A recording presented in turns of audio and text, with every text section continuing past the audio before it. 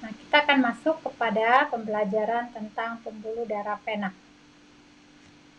Nih, sistem pembuluh darah vena. Nah, vena ini itu membawa darah kotor dari seluruh tubuh, sisa-sisa metabolisme, racun, patogen, toksin gitu ya, itu dibawa ke jantung masuk ke jantung bagian atrium bagian kiri, lalu ke ventrikel bagian kiri, bagian ke bawah gitu kan, lalu masuk ke organ paru-paru atau organ eliminatif lainnya seperti misalnya kolon gitu.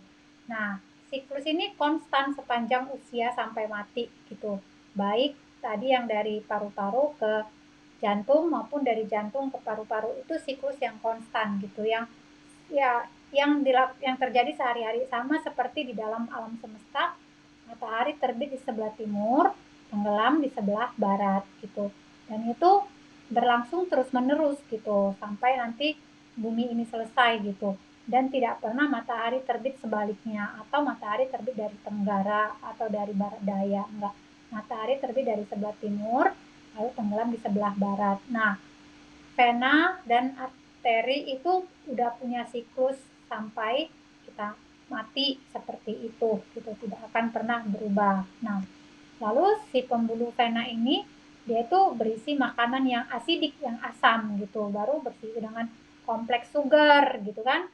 Kompleks sugar itu ya kayak polisakarida, oligosakarida gitu. Nah, itu ada kompleks sugar. Lalu berisi zat-zat kimiawi gitu kan, metal berat gitu dalam bentuk liquid gitu, metal. Lalu juga ya,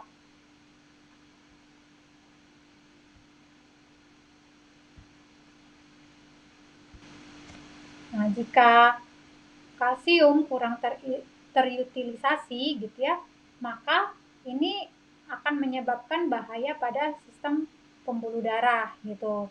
Itu pentingnya kalsium itu terutilisasi dengan baik, karena kalau misalnya tidak terutilisasi dengan baik kalsiumnya, berarti kan kalsium itu mengalami pengapuran, pengendapan gitu kan. Ketika kalsium banyak di dalam darah, nah pembuluh darah tadinya harusnya encer.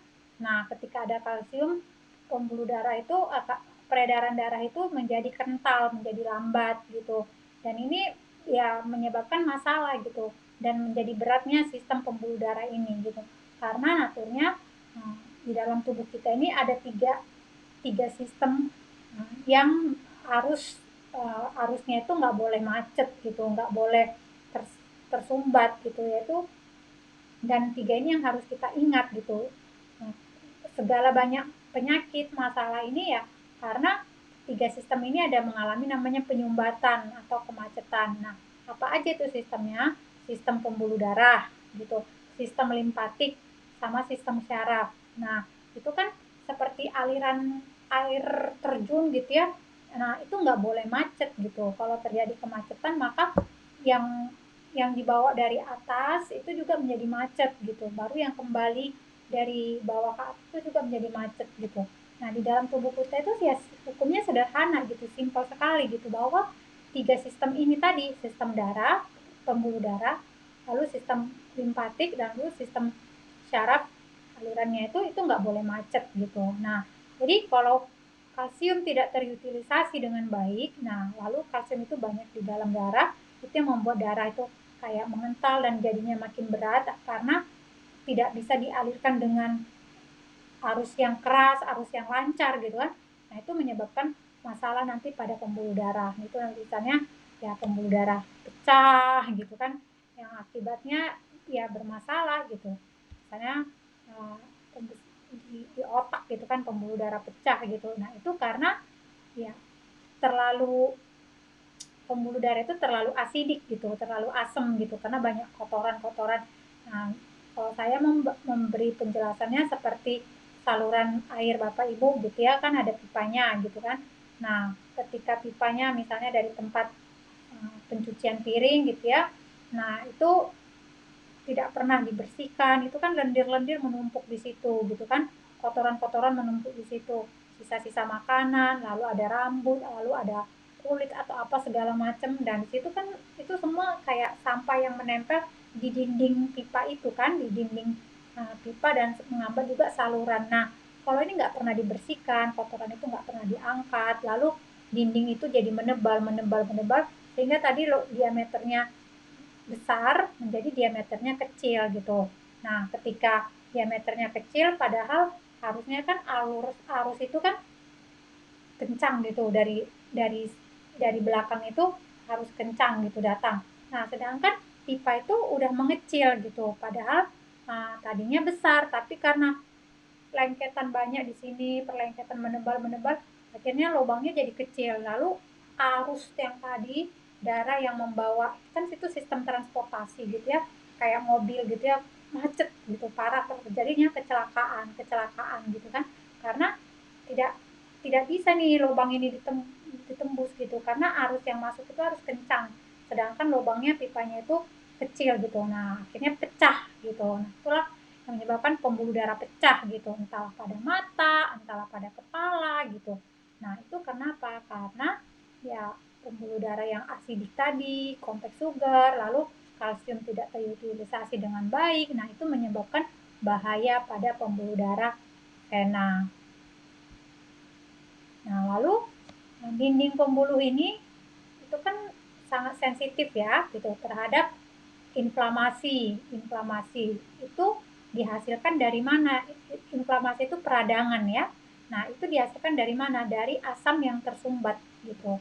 Jadi kalau di si pembuluh vena ini tuh sangat sensitif sama asam yang tersumbat. Makanya nggak, kita kalau terlalu banyak makan yang bersifat asam gitu ya, protein tinggi gitu ya, nah, baru sugar, dairy food gitu ya, dairy produk, baru makanan-makanan yang akhirnya yang diproses, yang sisa metabolisme itu menghasilkan asam yang banyak, itu pembuluh vena itu sangat sensitif gitu, sangat sensitif. Dia akan menyebabkan ketika banyak yang bersifat asam, maka pembuluh vena itu sensitif dan akhirnya ya inflamasi, nyeri di mana-mana.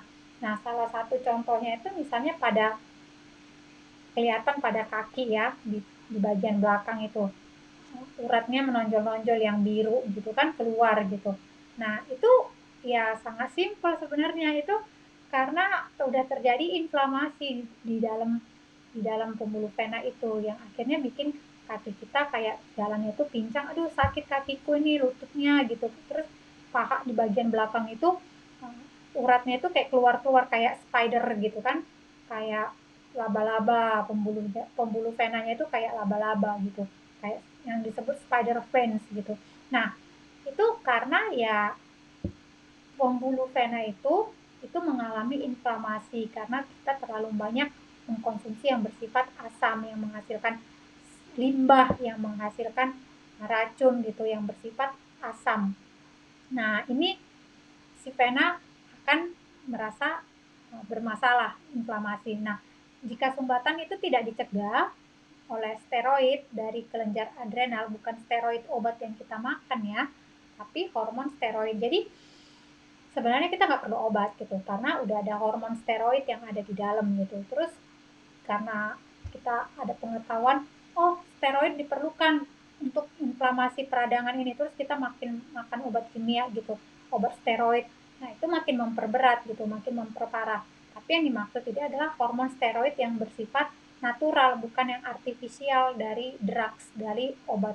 Nah, tapi hormon steroid yang sudah ada di dalam tubuh kita. Nah, itu dihasilkan dari mana? Dari kelenjar adrenal. Nah, kenapa hormon steroid ini tidak berfungsi dengan baik? Karena kelenjar adrenalnya juga sudah down, tidak maksimal bekerja gitu. Nah, lalu akhirnya si steroid ini tidak dihasilkan. Nah, ketika ada penyumbatan, nah terus si steroidnya tidak dihasilkan, ya makin parah gitu kan. Tapi ketika kita tahu hal ini, maka ketika ada sumbatan gitu, nah sumbatan itu dicegah melalui si steroid ini, hormon steroid ini. Nah, kalau kalau hormon steroid tidak terjadi, nah sumbatan itu tidak berhasil dicegah, maka akan menimbulkan namanya plak kolesterol. Familiar ya? dengan namanya plak kolesterol. Oh, kolesterolku sedang tinggi. Wah, kolesterolku sedang naik. Mulai khawatir. Nah, sebenarnya nggak perlu khawatir kalau kita mengetahui hukum ini. Kenapa terjadinya kolesterol meninggi, plak kolesterol meninggi? Karena ada sumbatan yang terjadi pada pembuluh darah vena. Nah, sumbatan ini nggak bisa dicegah karena hormon steroidnya tidak dihasilkan. Kenapa tidak dihasilkan? Karena kelenjar adrenalnya tidak berfungsi dengan baik. Lihat ya, ini ada efek dominonya gitu. Nah, ketika kita mengetahui hal ini, nah kita berarti harus melihat sumber permasalahannya di saluran yang mana nih gitu. Nah, sehingga kita bisa mengantisipasinya gitu. Berarti si kelenjar adrenalnya kan yang harus kita perbaiki, yang harus kita kuatkan, yang harus kita regenerasi. Maka ya kita perlu memakan yang sifatnya basah, mengalkali. Ingat ya bagian sebelumnya regenerasi jaringan atau regenerasi sel. Nah, sehingga ketika kita makan yang alkali, nanti adrenal ini jadi kuat.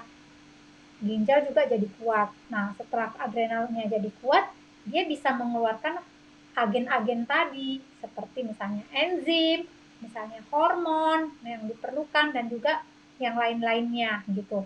Nah, lalu ketika dihasilkanlah si hormon steroid ini oleh kelenjar adrenal, maka ya penyumbatan tadi bisa dicegah. Yang tadinya kolesterol plak itu udah mulai menebal, nah dengan adanya hormon steroid, nah si kolesterol ini yang sudah bersifat keras, yang sudah jadi plak, itu lama-lama luruh, lama-lama encer, lama-lama ya kolesterolnya itu yang tadinya tinggi jadi stabil gitu, jadi balance gitu.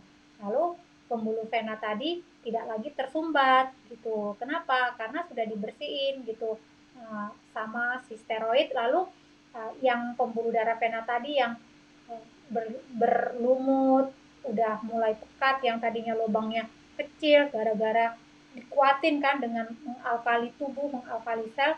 Nah, kita sel itu jadi kuat kan. Jadi dia mampu mendorong lendir-lendir, sampah-sampah yang menempel di permukaan dinding dari pipa si pembuluh vena ini tadi gitu, yang pembuluh vena. Jadi sehingga aliran darah itu pun jadi lancar lagi, lalu inflamasi pun hilang gitu.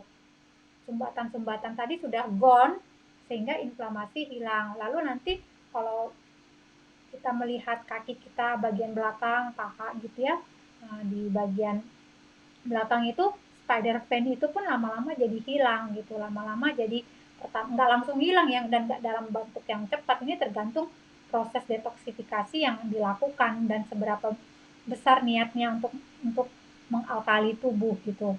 Karena kan untuk merubah pola makan itu nggak gampang karena mindsetnya belum berubah gitu. Tapi ketika kita mengerti konsepnya, maka kita dapat merubah mindset kita, dan nanti dalam berbulan, entah berbulan atau bertahun, kita akan cek di bagian kaki belakang itu spider vein itu lama-lama tadinya menebal gitu ya, kayak urat-urat, kayak akar gitu menonjol, muncul di pada permukaan kulit. Nah, lama-lama dia akan menipis gitu. Lalu lama-lama ya akan hilang, akan pudar gitu. Kenapa? Ya akan kembali ke bentuk semula gitu, nggak membengkak gitu. Nah, ini saya alami gitu, karena di belakang paha saya itu banyak spider vein-nya gitu, banyak vena yang berbentuk laba-laba. Dan ketika saya melakukan alkali gitu kan, hijrah dengan makan buah, ya vena yang nongol di dalam pembuluh darah saya itu, yang nongol di kulit saya itu lama-lama menipis gitu. Dan tadinya lutut saya sakit, nyeri gitu ya, ya berkurang gitu. Dan itu nggak bisa sebulan 2 bulan, itu ya bisa tahunan gitu, tergantung komitmen kita makan yang bersifat alkali tadi. Nah, jadi ini ya di dalam hal ini kita bisa menyelesaikan permasalahan-permasalahan kita seputar pembuluh darah. Jadi konsep yang salah tadi misalnya perlu hormon steroid gitu, terus kita mengkonsumsi obat-obatan steroid gitu, atau dalam bentuk tablet atau diinjeksi, karena supaya sumbatan tadi itu tidak terjadi pada pembuluh darah vena. Nah, itu ya makin memperberat sih gitu, makin memperberat sel, memperberat jaringan, memperberat organ. Karena apa? Karena itu yang dimasukin itu bersifat asam gitu. Sedangkan sumbatan itu tadi kan karena asam yang udah terlalu tinggi, pH-nya sudah terlalu tinggi, lalu ditambah lagi yang bersifat kimiawi gitu kan. Nah, bersifat kimiawi, padahal kimiawi itu kan harus dibuang gitu kan. Nah, tapi sekarang ditambahin lagi, makanya makin berat itunya kerjanya gitu, makin berat sistem-sistem lainnya. Jadi itu salah. Lalu kita menganggap, oh ini obat kolesterol karena kolesterol saya lagi tinggi gitu. Salah gitu. Sebenarnya di dalam tubuh kita itu sistem keseimbangan. Nah, kalau kolesterol tinggi kan kita langsung konsepnya buru-buru beli obat kolesterol gitu kan, Talipitor lah, entah simvastatin lah yang generik atau apa gitu kan. Nah, Crestor gitu kan. Tapi ternyata tidak menyembuhkan, hanya menyelesaikan simptom saat itu. Ketika obat selesai, ya simptom itu muncul lagi, apalagi gaya makan kita, cara makan kita nggak berubah gitu kan. Nah, dan itu makin memperberat gitu, dan kita makin tergantung sama si Lipitor itu, sama si Crestor itu, atau sama si simvastatin itu, dan itu akan memperberat kerja organ gitu, karena eh, itu kan toksik ya, kimiawi yang harusnya dibuang. Nah, tapi kalau kita tahu sistem tubuh kita itu hanya masalah ketidakseimbangan itu yang terjadi, nah makanya ya perlu diseimbangkan. Ketika kolesterol tinggi, apa nih yang perlu dinaikin supaya kolesterolnya rendah? Ya berarti kasih steroid gitu. Steroid ini dari mana? Dari kelenjar adrenal. Nah, kelenjar adrenal ini kenapa dia seperti ini? Karena ya darah terlalu asam, ya berarti harus diakali. Ketika diakali, kelenjar adrenal strong, baru hormon steroid dikeluarkan, dihasilkan agen itu, lalu nanti ya kolesterol tadi ya balance, seimbang, seperti itu.